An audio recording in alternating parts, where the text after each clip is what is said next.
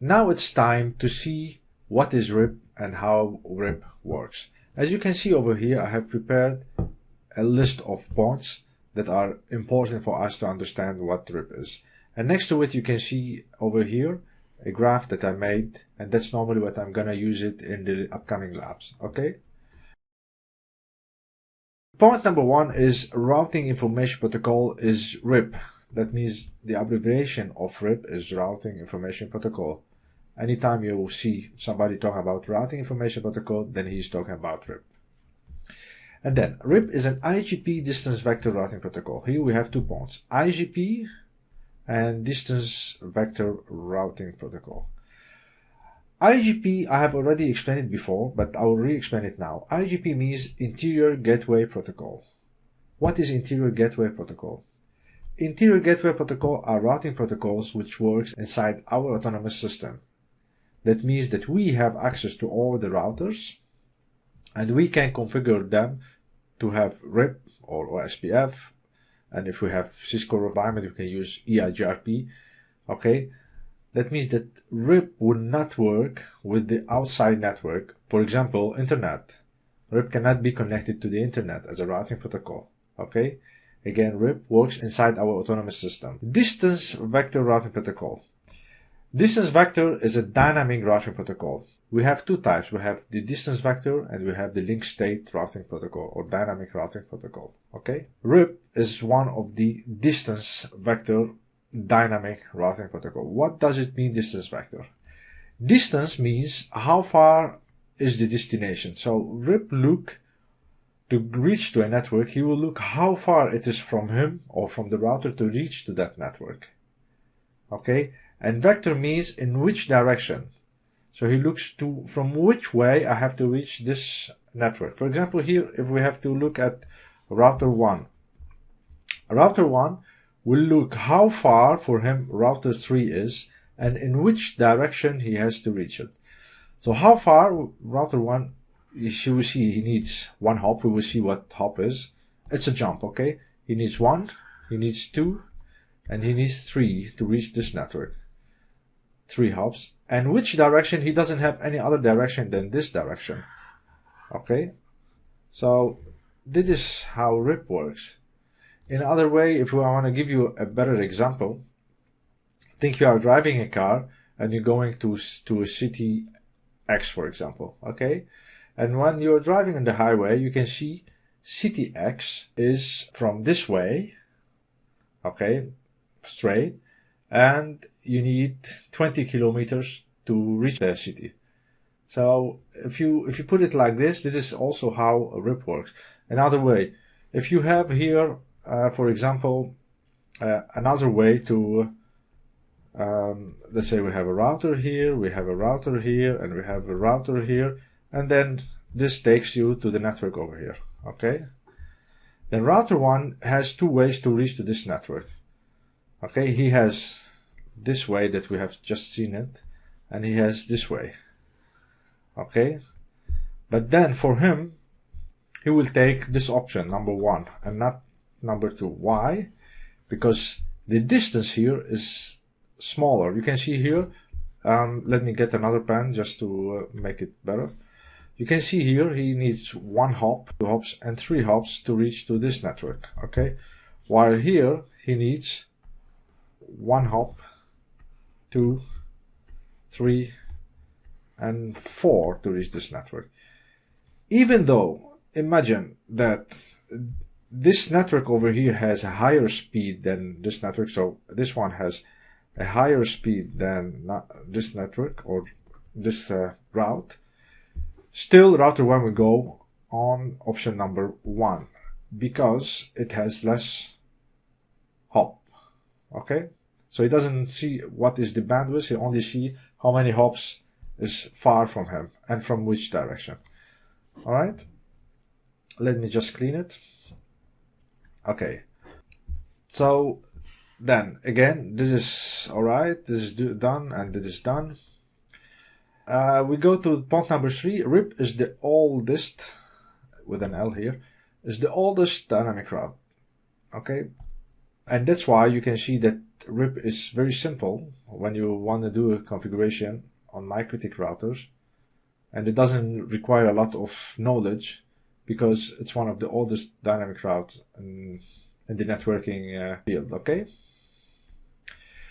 RIP works on UDP port 520. So if you want to enable RIP in your network, and you can sniff the traffic of RIP using some software for sniffing, you will see that port 520, UDP port 520 will be very active, and that's because RIP works on this port.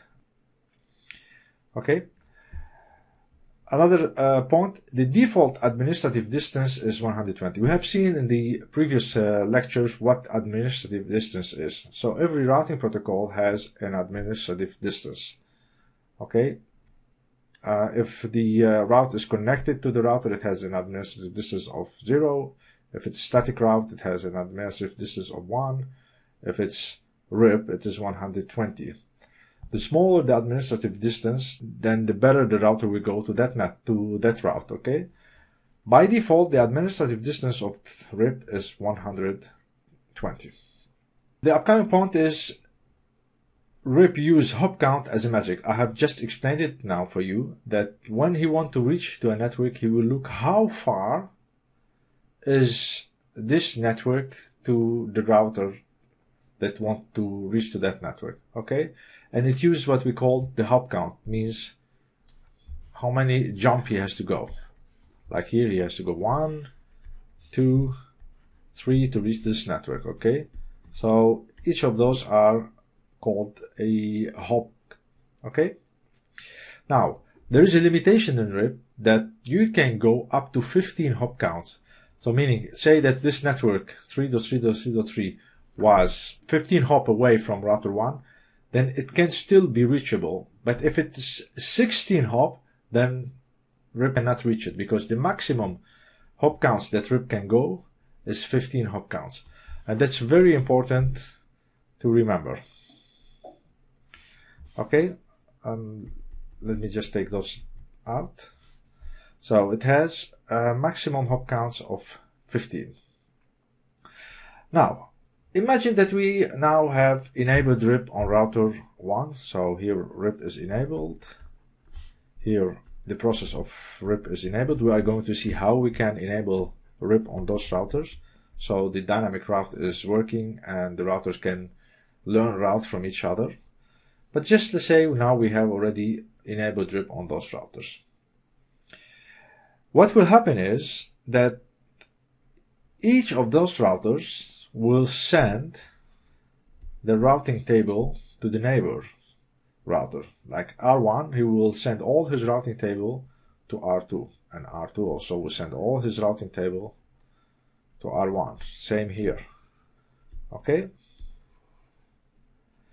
And this way, every router will learn from the neighbor router the networks which are attached to it or connected to it. For example, if we look here and to the router number 1, how can he know the network, this network over here? Okay, he will know it from router 2. But router 2, how can he knows also about this network? He will know it from router 3. That means router 3 sends his entire routing table to router 2, which contains that router 3 says that I am connected to the network 3.3.3.0. Then router 2 look at his routing table and say, oh, this is an entry which I don't have it. I will add it in my routing table. And then he will send it also, he will send all his routing table to router 1, which includes also 3.3.3.0, which also router 1 doesn't know it. Then he will also add it as an entry inside his routing table. And this process is every 30 seconds. That means in every 30 seconds, each of the router is sending a routing update to the neighbor router of its entire routing table. Okay? So that's very important to remember that every 30 seconds, they send the entire routing table to each other, the neighbor routers. Okay? Alright, so now also this one is is done. Now, if router 1 knows about the network 3.3.3.3 from router 2, okay, and if he doesn't hear in the routing update that it's sending every 30 seconds, he doesn't hear from router 2 anymore that it has in its routing table the entry of 3.3.3.0/24, okay, then if router 2 send the routing update to here without this entry, which was before, because possibly that this network goes off, okay, then in this case router 1 will wait 120 seconds until he put in his routing table that the network 3.3.3.0 is invalid. Okay, that means that this network is not anymore reachable, and then he will take it out from his routing table. Okay, so now we have passed through all those points. I will stop here and I will continue the remaining points that we have in the upcoming lectures.